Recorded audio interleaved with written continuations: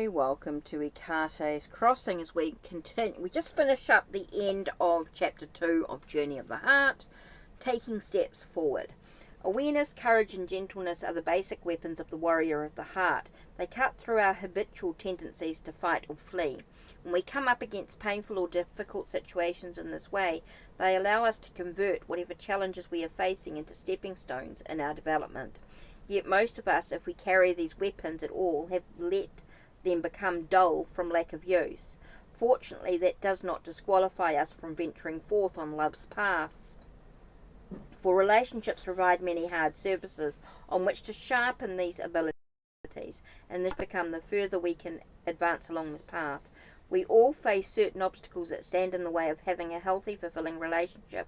We may doubt that we are lovable.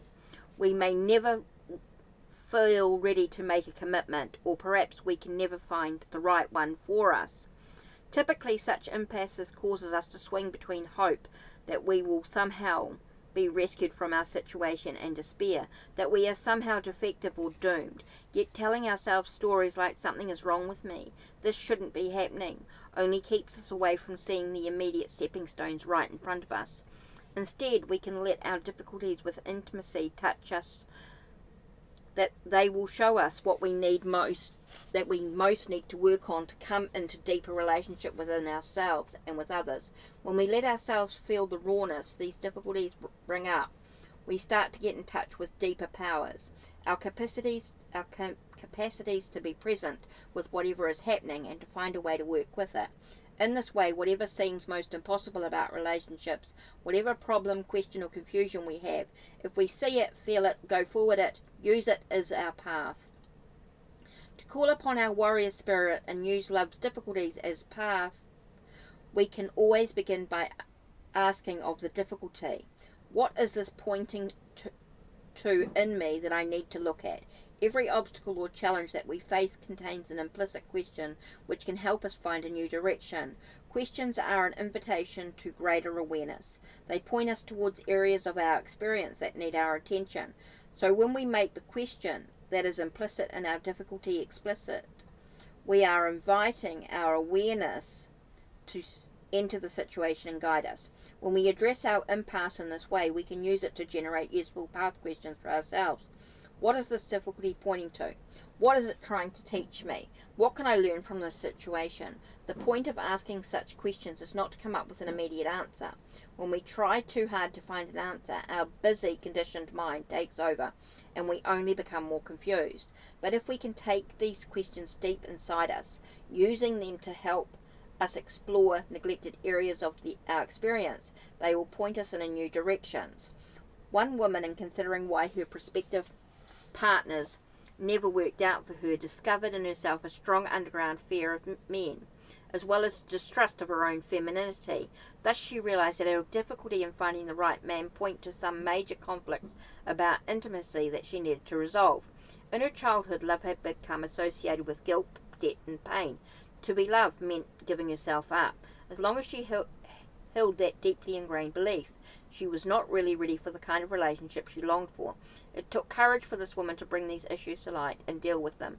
Yet painful as this was, it felt much better than remaining stuck in hope or despair, for it gave her a direction. She needed to find her own power and resolve her own fears of love before she could truly give herself to a man. Instead of complaining, why is this happening to me, she could start to relate to her situations more actively. Realizing that her impasse with men was helping her take an important step forward in her development also allowed her to be more gentle with herself about her situation.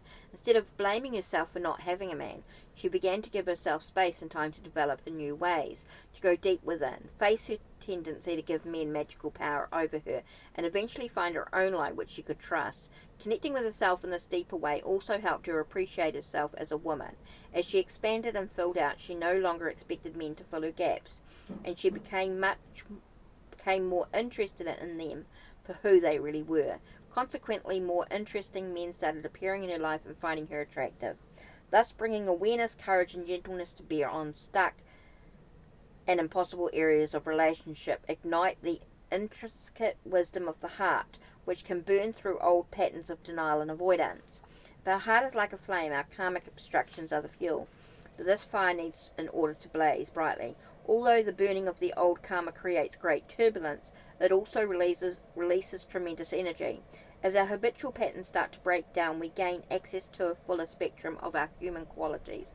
So instead of trying to hide the places where we feel raw or confused, fearing that they will spoil the romance, we can, as warriors, actually invite them to come up, burn in love's love's fire. This allows us to discover access to greater depth and power than we ever imagined. As the flame of the heart burns brighter, consuming our conditioned patterns, our confusions and our fears, it generates warmth and lights our way. We can become warriors of the heart overnight. Only through practice and working with love's challenges can our being start to unfold, step by step. This gradual unfolding is the path quality of love. Such a path does not lead anywhere except to the heart of our humanness. Love has no other goal. The path is the goal. Okay, so we have the Crystal Oracle here, Tony Carmine Salerno, and the first card we had was Carnite with intuition, ideas, and dreams. So trust our intuition, look towards our ideas and what we're actually dreaming of in this time. Again, we get healing, daydreams, imagination. Imagine tranquil pleasures, love, and romance. And then the last one here with Wolfenite is preservation, duality, and a psychic awareness. Again, we get that sense of trusting our own intuition as we go through. Don't overanalyze, don't let our heart get the better of us.